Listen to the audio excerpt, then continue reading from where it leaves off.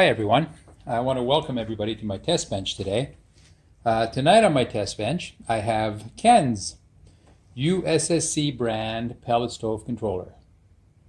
Ken sent me this one because he was having the light above the B, little red LED, flashing all the time, and he wasn't getting any real control of any of the settings. So he tried a number of different things. We talked about it, sent a few emails back and forth, and Ken finally sent me the controller, and I had a look at it tonight, and I found a couple of issues which I've fixed.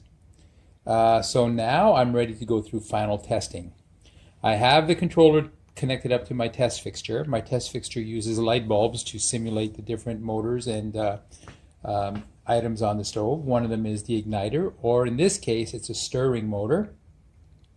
The combustion fan, the exhaust fan, the auger in yellow, the auger motor, and the convection room fan. I will say that on this test, the convection room fan will not come on because I don't have, my tester doesn't have the right sensors for that to come into play. So we will not see this room fan come on. But I will say that I have tested the solid state circuit and it works perfectly. So I have a very high level of confidence that that room fan would spin up if all the sensors were correctly connected to the controller. So I'll go ahead and turn it on, and for sure we'll see the combustion fan come on. So I'll press the on button, and there we have it. We have our heat range indicators and our blower speed indicators. I can cycle through them with ease. And oops, 9, and I'll go down to 1. So I can go down with the blower speed as well. So you can see this is all stepping through correctly, just the way that it should. And if I go to 8, the blower speed will follow, and 9 as well. So that's all a good sign. Also, as we've noticed, as I noted, the on-off works. When I press the on button, the auger comes up, and I'm able to cycle through A and B as well. And when I go to A, it'll cause the blower speed to go to a certain setting, 5. If I go to B, it's a slightly lower setting, 2.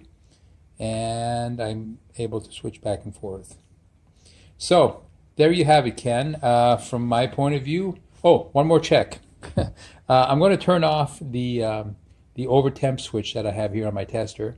As I turn that off, next time, if I were to press the on button, for example, and call for the auger to spin up, that will cause the controller to go into a safe mode, and it will start blinking the little light above the C. So I've switched it over. Just for fun, I'll press on the on switch, and we should see the B indicator flash. Oops, wrong button. There it is. It shut off the controller, and the B light is flashing. Per the manual, that's telling us that we have an over temp situation, and it's basically shutting things down. Notice the auger went off. So the controller has gone to safe mode. Now if I switch that back to get rid of the over temp condition, I can turn that on again, and once I do, as soon as it calls for the auger, that will clear the alarm. So let's go ahead and do that. So keep an eye on the auger coming on, the alarm, but it'll happen really quick. We might not get to see it. So on, there it is, all at once, really quick. So Ken, there it is. Your controller is back to a status of fully functional. I'm ready to send that back to you. I want to thank you very much for taking the time to contact me and to trust me with your controller. And if you have any issues once you get it back, if you need assistance installing it or whatever, make sure to contact me and I'll try to help out. For all of you viewers out there, if you have a controller of your own, whether it's this model or a different brand or different type, and you need service help on it, feel free to contact me. My information is in the description below the video.